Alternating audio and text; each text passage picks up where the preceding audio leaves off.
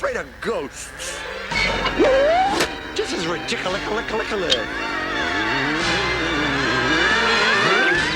Back in the early 1970s, one show absolutely owned Saturday mornings. Scooby-Doo, Where Are You? Scooby-Doo, where are you? We need some help from you now. It was a ratings giant, and every other studio was desperate for a piece of that pie. Hanna-Barbera, the studio that actually made Scooby, figured its biggest competitor was, well, itself. So they launched a new cartoon they hoped would be the next big thing. It had a crew of teenage reporters, a dog with a weird ghostly power, and a parade of celebrity guest stars from the Partridge Family to NBA legend Wilt Chamberlain. It was called Goober and the Ghost Chasers. So why have you probably never heard of it? Well, this show was built to be a rival to the king of cartoons, but it fizzled out after just one season.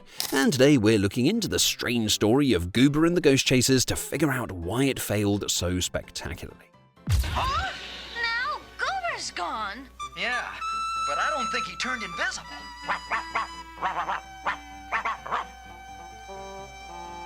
Attaboy, Goober, you found the way out. Come on, let's see if our spirit is inside.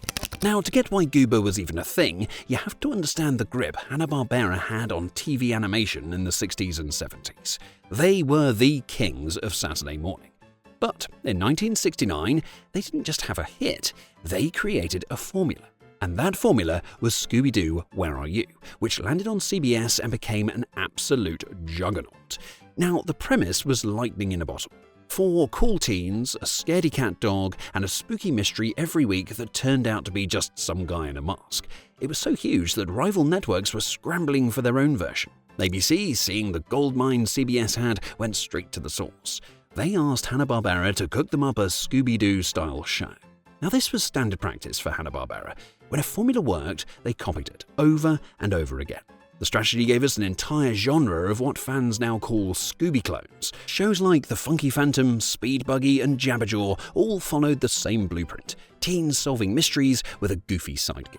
But of all these copies, none was a more direct attempt to recapture the magic than Goober and the Ghost Chasers. And Hanna-Barbera wasn't just trying to catch lightning in a bottle twice, they were trying to sell it to 2 different networks at the same time.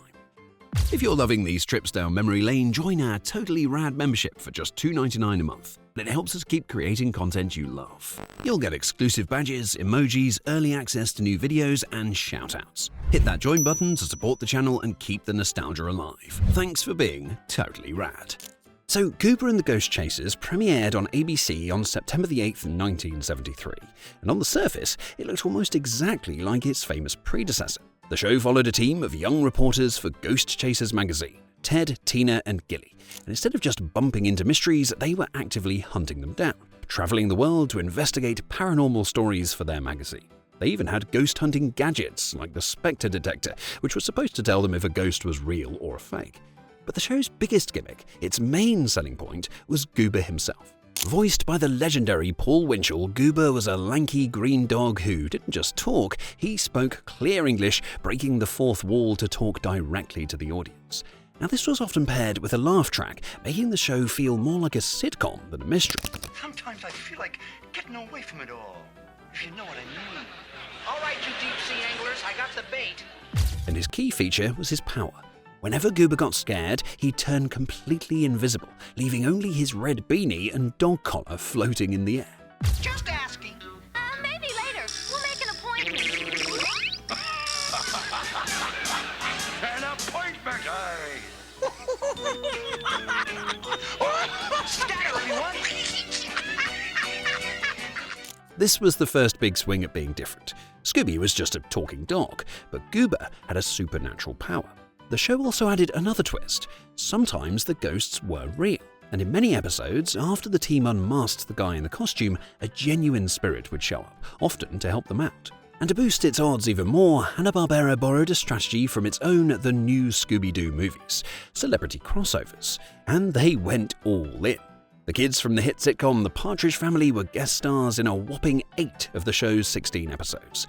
Actors Susan Day and Danny Bonaducci even voiced their animated selves. With other guests like basketball superstar Wilt Chamberlain and actor Michael Gray, the show seemed like a guaranteed slam dunk. It had the proven formula, a couple of unique twists, and a star-studded cast. It really looked like ABC had its hit. What a time not to have pockets. Put it back, Goober. Oh, it's counterfeit, all right. But even with all that going for it, the cracks in Goober and the Ghost Chasers started to show right away. The show's biggest issue was its identity crisis. It was stuck between being a total carbon copy and trying way too hard to be different, and the result was just, well, confusing. First, there's the obvious problem. It felt like a cheap knockoff. A group of teens in a van-like vehicle solving mysteries with their dog sidekick. Well, you couldn't watch it without thinking of the better show it was imitating. The attempts to be unique just made things worse. Take the ghosts, for example. In Scooby-Doo, you always knew the rule. The ghost is a fake. It created a fun, predictable game. Goober, however, threw that out the window. One week the ghosts were real and friendly, the next it was a classic mask pull-off. This inconsistency killed any real tension. Why should we be scared of ghosts if some of them are helpful sidekicks? So Goober's invisibility power was also more of a bug than a feature. When Scooby gets scared, he runs, and you get a classic funny chase scene. But when Goober gets scared, he just vanishes, leaving his friends to deal with the monster by themselves. His commentary to the audience, underlined by that weird laugh track, constantly broke the mood, making it impossible to build any real suspense.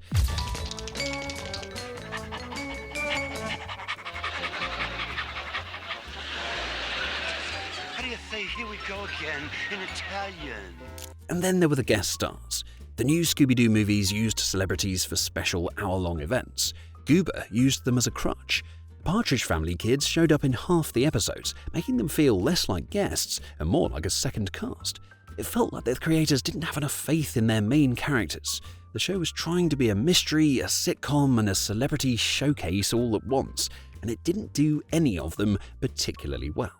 The show's messy identity and inability to connect with audiences led to its quick downfall. And despite ABC's hopes and Hanna-Barbera's track record, Goober and the Ghost Chasers was a flop. It just couldn't capture the magic Scooby-Doo had. The series ran for a single season of 16 episodes, with the initial run ending in December 1973. But while it was never a hit, ABC did air repeats for a while, keeping it on the schedule until August of 1975, but no new episodes were ever made. It later popped up in syndication as part of the Fred Flintstone and Friends package in 1977, but its days as a standalone show were long gone. The cartoon, designed to be a phenomenon, just quietly faded away, becoming another forgotten ghost in the Saturday morning cartoon graveyard. However, what do you think? Do you actually remember watching Goober and the Ghost Chasers on a Saturday morning? Or is there another forgotten cartoon that you think deserves a closer look? Let me know down in the comments, and if you enjoy digging into weird animation history, make sure to subscribe and hit that notification bell for much more.